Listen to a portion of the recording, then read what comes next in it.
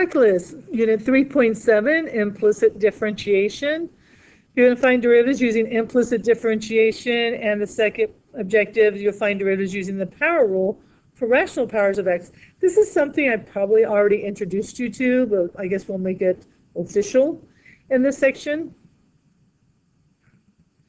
So implicitly defined functions, an important problem in calculus is how to find the slope when the function can't conveniently be solved for y. Instead, y is treated as a differentiable function of x, and both sides of the equation are differentiated with respect to x, using the appropriate rules for sums, products, quotients, and the chain rule. Then solve for dy dx in terms of x and y together to obtain a formula that calculates the slope of any point xy on the graph. So anyways, you're going to differentiate x and y. So instead of just saying y prime, you actually have to do a derivative. See if we have anything. Oh, we got more, look. The process by which we find dy dx is called implicit differentiation. The phrase derives from the fact that the equation x cubed plus y cubed minus 9xy equals 0 defines the function f1, f2, and f3 implicitly, i.e. hidden inside the equation without giving us explicit formulas to work with. So we do the implicit. The not too terribly bad until you get a chain rule 1, I suppose, but number one mistake is students seeing x and y and treating one as a variable and the other one as a constant when they're both variables. So this would be an example of that. There's that x cubed plus y cubed, 9xy. So you have this graph coming around like this. And there's, so you got the one function that's doing this bit, this function's doing this bit, and the last function's down here doing something else. And you have to do the derivatives all at once. Now, you're not going to have to go and graph it and say, oh, look at this. Oh, look at, no. Won't have to do that. So steps for implicit differentiation, the process is to differentiate both sides of the equation with respect to x. Collect the terms with dy dx on one side of the equation, factor out your dy dx, and then solve for dy dx. Some people like to use y prime. Some people like to do some of the work ahead of time. And so I will look at these problems because I don't want you guys going, well, how am I supposed to know to do that? Some students will just simply try to get as all of the x's that are by themselves on one side and everything else on the other side. That way they don't have to do a whole lot with the one side. Sometimes that's not the most convenient way to do it. So this one here, notice that we have 3y squared plus 2y equals 5x. There's no way to factor out the y because we have the, if I factor out a y, I still have a y on this guy. So instead, we're going to kind of just do an implicit differentiation. So the thing to keep in mind is instead of writing y prime, you're going to take the derivative with y, and you have to write dy dx afterwards, because everything is being, the derivative is being taken with respect to x on everything. Now, if you had x, the derivative would be, well, just for just x, it would be 1 dx dx. But we don't write this because dx is simply just 1. So, but here we do have to identify that it's the derivative of y with respect to x. So on this one here, derivative of 3y squared would give me 6y dy dx plus 2 dy dx equals 5. Now, if you want to write dx, that way you don't forget to do these on the ones that need it, keep in mind this is just 1. So you can reduce. That might be a way to go so you don't forget that you have to do it on each one of them. So this is where I can point out that if we have like y equals x, instead of writing it as y prime, a lot of times we write it as dy dx. Dy dx equals 1 dx dx. The idea here is that y is the derivative of y with respect to x, and this guy is x, so it's the derivative of x with respect to x. And that's why you get dx over dx, which we don't write because it's not necessary. Okay, so let's continue this one on. So we have 6y dy dx plus 2 dy dx equals 5. I need to solve for dy dx. So these are the guys I'm going to pull out. I'm going to factor them out, dy dx. And I'm left with 6y plus 2 equals 5. And then divide both sides by 6y plus 2. And we get dy dx equals 5 over 6y plus 2. And now if we had a point, we can actually solve for the slope and everything else on it. So a lot of explanation over here. Hopefully I didn't lose you on it. But this is one of those problems where all of the y's were moved to one side and the x to the other side. And that way you didn't have to do a lot of algebra later on. It's a lot easier to kind of clean it up first. Let's look at another problem. So I have y squared equals x. Okay, all the y's on one side, x on the other side. So the derivative of 2y is going to be 2y dy dx equals, and the derivative of x is just 1. We don't have to do anything more. We only have the 1 dy dx. So divide both sides by 2y. And we get dy dx equals 1 over 2y. And we're done. Now there's this one here we could have forced it into, we could have done a square root of, but then we would have had a plus or minus x over here. That would have been the only issue on it. Okay, now here we go. So here we have x squared equals x minus y over x plus y. So this side isn't so bad, that's just 2x. But on this side, what you're going to do, I'm going to claim this guy to be u and this guy to be v, because we have to use the quotient rule. So u prime is going to be 1 minus dy dx, because we have to take the derivative. Derivative of x is 1 minus derivative of y, dy dx. V prime is 1 plus dy dx. And don't forget, it hasn't changed. U prime v minus v prime u all over v squared. So 2x equals u prime v. So this is 1 minus dy dx. You know what? We're going to pause this one, and I apologize, because I'm looking at this going, there's a lot easier way to do this problem than doing the quotient rule. And this is where if you were in class, I go, hey, you want to keep going or you want to stop? I want to stop and try this one again. Because I was looking at this going, wow, this is going to be ugly. What I'm going to do is I'm going to get it out of the fraction form by multiplying both sides by x plus y. So I'd have x squared times x plus y equals x minus y. You're going to find that this is going to be a much better derivative to deal with.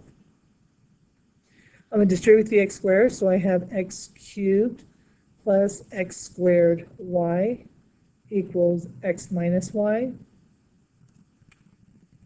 And this is what I mean by a lot of times front loading it and getting it in the position that you want. Anyways, I can move this x to over here and this y over here. Then way I have at least all of my y's together. Anyways, I'll have all of my y's together, and then I can go from there. So that's what I'm going to do, is I'm going to go ahead and subtract x cubed and move them to this side. And then I'm going to add y and move it to this side. So now I have y plus x squared y equals x minus x cubed, because these guys canceled out and these guys canceled out. Now, we could have left it at this one and worked through it. We could have left it here and worked through it. But what I've done is I've gotten all my y's on this side. That way, I don't have to deal with dy dx so much. So on this one here, y, the derivative is dy dx plus. But now I have a product rule going on. I have x squared y here. So I'm going to let this guy be u and this guy be v. So u prime would be 2x, and v prime would be dy dx. And it's still going to do the u prime v plus v prime u. So u prime v, so 2xy, plus v prime u is going to give me x squared dy dx.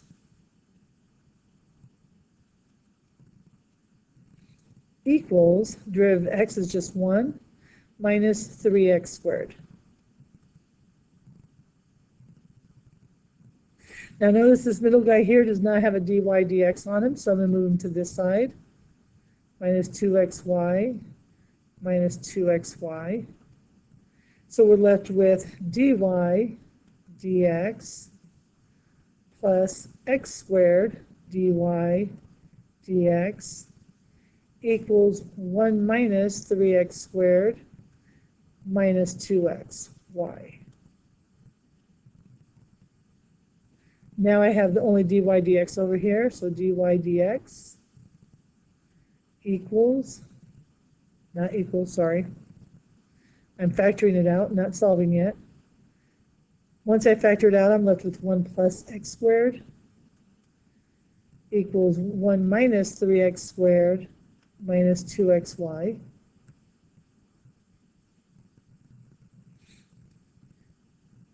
Divide both sides by 1 plus x squared.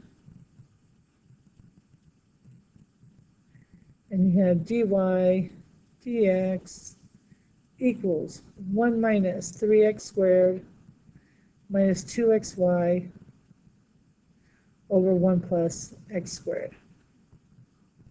And there's your derivative. Now this one here, there's a lot more than one way we could have approached this problem. We could have also approached this problem here, back up here.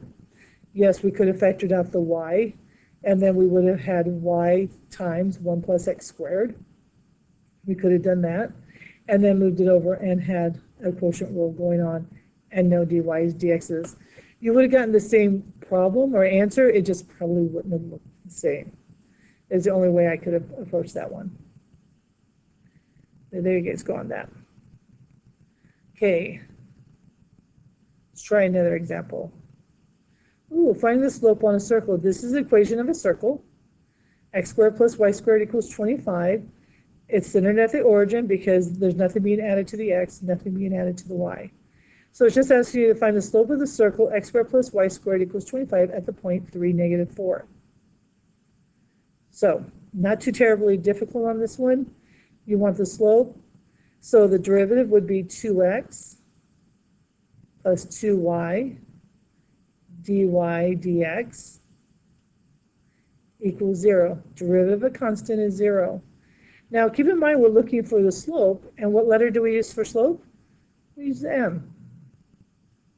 That's what we're looking for. So let's rewrite this and make dy dx m. So I have 2x plus 2y m equals 0. And you don't have to solve for your derivative because you're just looking for a slope. They didn't say, hey, find the derivative. You need the derivative to answer the question, and the question is, what is the slope? I have an x value, and I have a y value.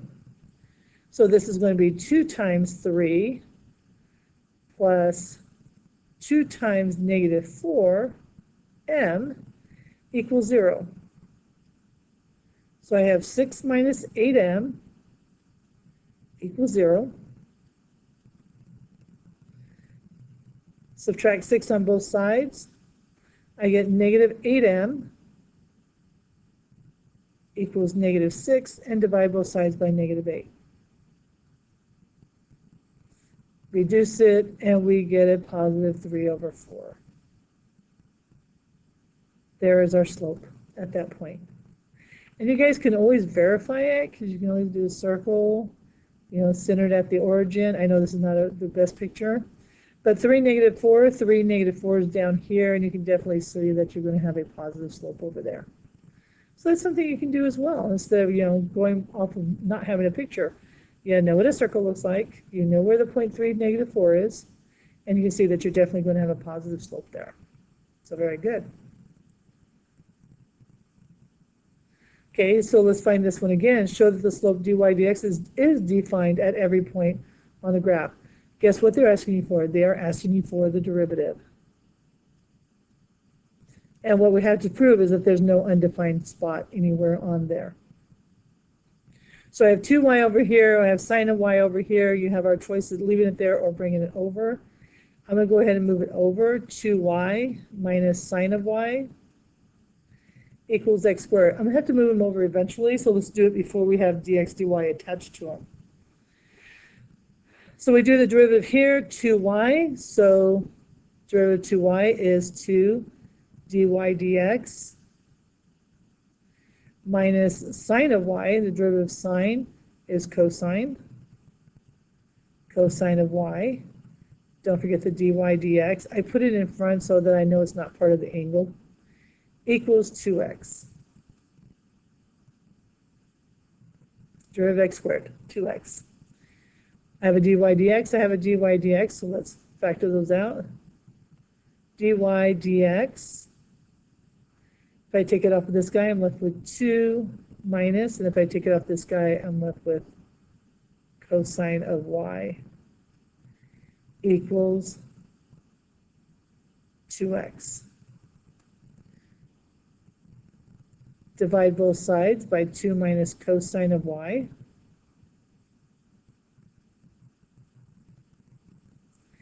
And I get dy dx equals 2x over 2 minus cosine of y. Now this is a derivative, but we have not answered the question yet, because the question said show that the slope dy dx is defined at every point on the graph, which means we have to show that this guy here will never be 0. So we go in 2 minus cosine of y. When will it equal 0? So now I'm doing the show part because I had to get the derivative to know what I was looking at. That means 2 would have to equal cosine of y. Okay. So if I do the arc cosine on both of these, actually let me move this to the other side. I like my variable first. Sorry, it's just me. But if I do the arc cosine, I'll even grab a different color pen so that you can see what I'm doing. So if I do the arc cosine on this side and on this side, then I have y equals arc cosine of 2.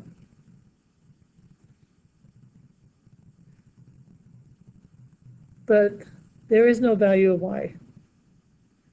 No value of y, since the range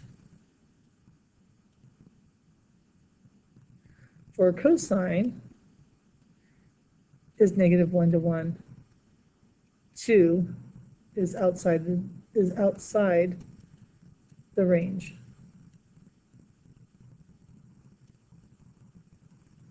There you go. So anyways, that is never going to be 0 because the largest this number can be is 1. So you'll get the denominator is going to go somewhere between 1 and -3. No, 1 and 3. 2 minus 1, 2 minus, yeah, 3, or 2 minus 1, 1. It's always going to fall between 1 and 3. It's never going to be 0. So there, basically it was showing, what you had to do is show that 2 was not, let me back it up. Trig, if when they say cosine of y equals 2, they're saying the angle whose cosine value is 2. Because normally we put the angle here. When I rewrote it this way, I'm going the angle whose cosine value is 2. Either way, it's saying the same thing, but 2 is not in the range for cosine. Ooh, I thought we were almost done with this one. Oh, there it is.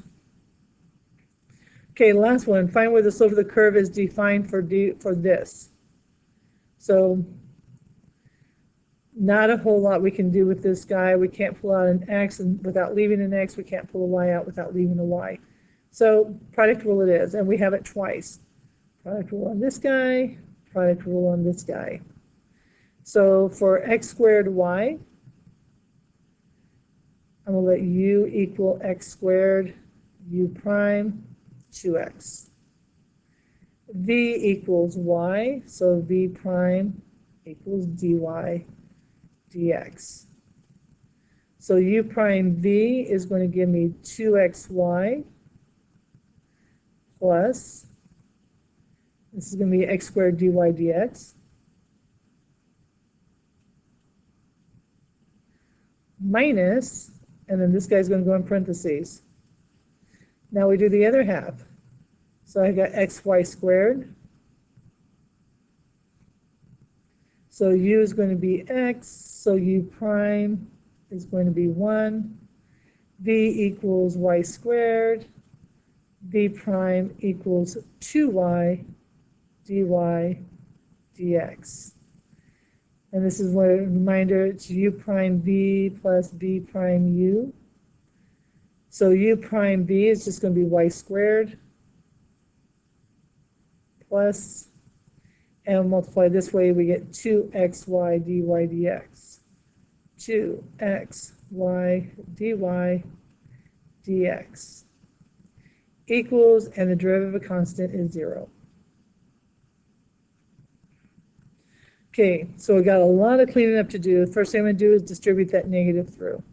So I have 2xy plus x squared dy dx minus y squared minus 2xy dy dx equals 0. Anything without a dy dx on it, I'm going to move it to this side over here. So I'm going to add y squared, and then I'm going to subtract x squared.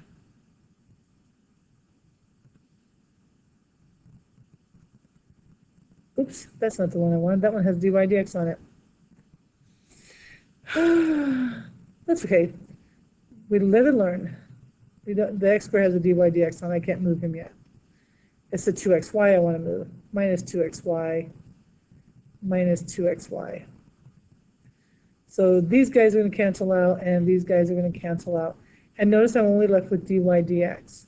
So we're going to skip the step, and we're going to go ahead and factor out the dy dx. dy dx times, I have x squared here, and that guy's got a minus on it, so minus 2xy equals y squared minus 2xy. Divide both sides by x squared minus 2xy.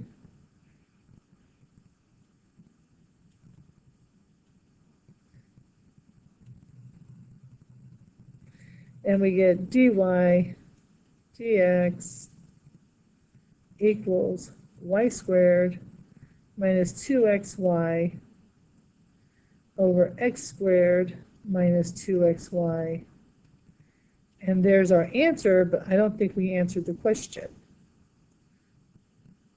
It says, find where the slope of the curve is defined. So what we need to find out is where it's not defined. So it's defined everywhere except for when x squared minus 2xy equals 0. Or, let's factor out an x. Factor out an x, so we get x, and then we have x minus 2y.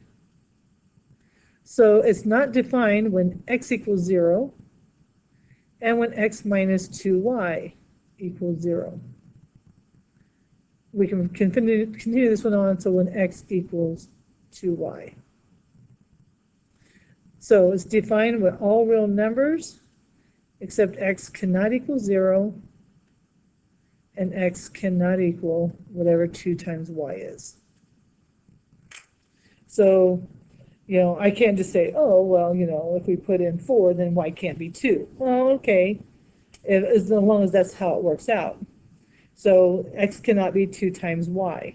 So if y is 2, then x would be 4. So, but we're not going to go specific. It's just whenever x cannot be equal to 2 times y.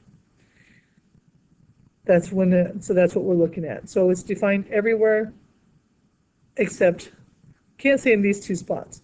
Definitely when x equals 0, and then whenever x equals 2y. All right, I believe that was the last bit on this one here. Don't worry about the homework I did. You guys know it doesn't come off of this. Woo, much longer video than I thought.